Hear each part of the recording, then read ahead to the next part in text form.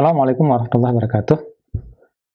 Rekan-rekan, pada video pendek ini kita mencoba untuk menceritakan atau melihat tentang beberapa bagian dari komputasi, dan komputasi ini yang nanti kita fokuskan untuk bidang geofisika.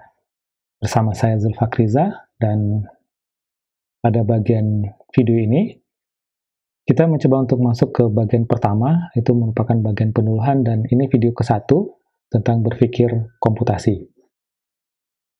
Pada bagian awal dari video ini, kita mencoba untuk membuat sebuah ilustrasi.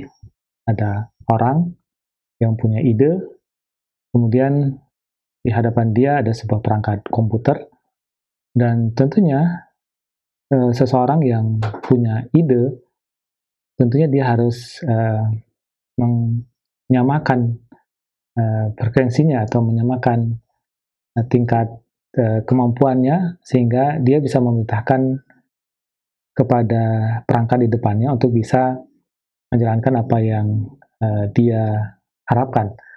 Sehingga di sini kita coba pahami bahwa orang ini tentunya akan membutuhkan yang namanya sebuah pola pemikiran yang dikenal dengan computational thinking atau berpikir secara komputasi, sehingga apa yang dipikirkan oleh orang ini bisa diaplikasikan dalam sebuah perangkat komputer.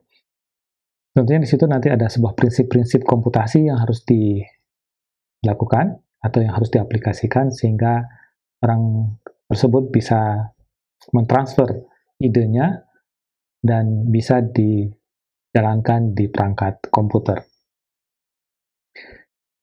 Sebelumnya kita coba lihat tentang perangkat komputer sendiri.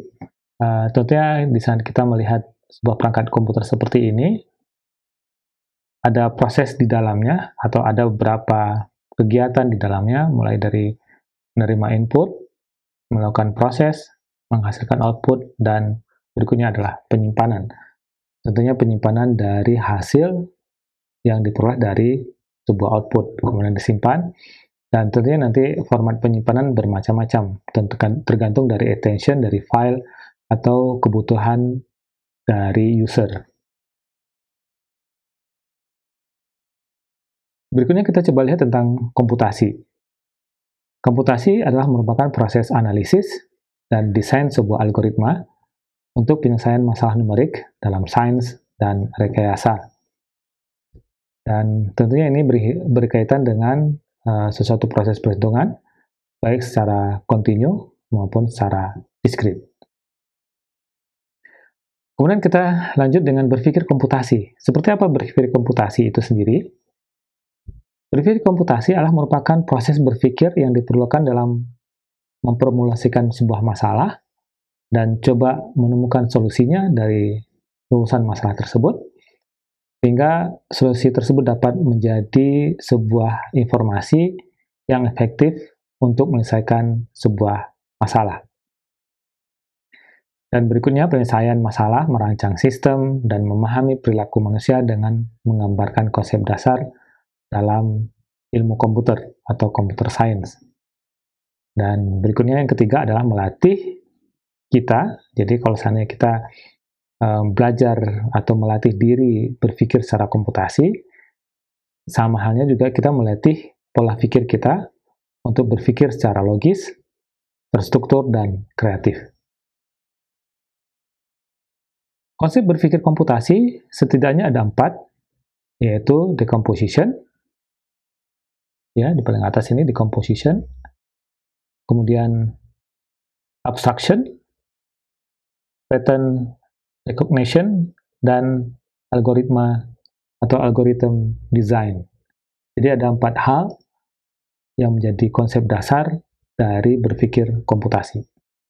Kita coba lihat bagian yang pertama, decomposition, yaitu kemampuan kita membagi data atau memecah data dalam sebuah proses atau masalah yang rumit menjadi bagian-bagian yang lebih kecil untuk menjadi sesuatu bagian yang mudah untuk diselesaikan. Jadi ada sebuah masalah yang kompleks, yang rumit, kemudian kita bagi menjadi masalah-masalah atau menjadi bagian-bagian yang lebih kecil, sehingga bagian kecil ini bisa untuk diselesaikan setahap demi setahap sampai nanti bisa menyelesaikan permasalahan yang lebih besar atau dalam kapasitas yang lebih besar. Misalkan di sini dalam contoh sederhana membagi direktori dalam sebuah komputer berdasarkan komponen penyusunnya, file atau direktori. Kemudian yang kedua ada pattern recognition, yaitu kemampuan untuk melihat persamaan atau perbedaan pola, tren, keteraturan dalam data yang nantinya digunakan untuk menjadi sebuah prediksi dan juga penyajian data. Jadi kita melihat sebuah tren, ada sebuah tren tertentu dari pola yang ada, kemudian dari tren ini kita bisa memprediksi seperti apa kondisi kedepannya seperti apa. Nah, ini diperoleh dari sebuah pola, pengenalan pola atau pattern recognition dengan baik.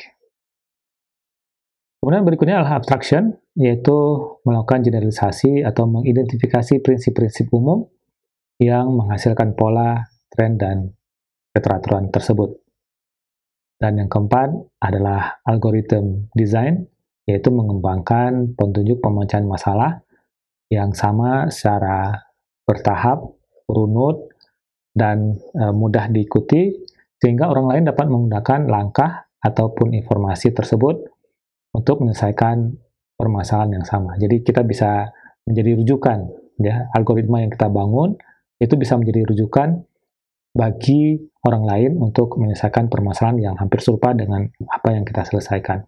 Selain itu juga dengan adanya algoritma, kita akan tahu di bagian mana yang titik lemah, di bagian mana yang kuat, dan bagian yang titik lemah akan kita evaluasi kenapa kondisi seperti itu, dan kita bisa mengimprove untuk membuat sebuah pemrograman atau sebuah alur penyelesaian masalah secara lebih baik tentunya. Baik, terima kasih. Semoga bermanfaat. Assalamualaikum warahmatullahi wabarakatuh.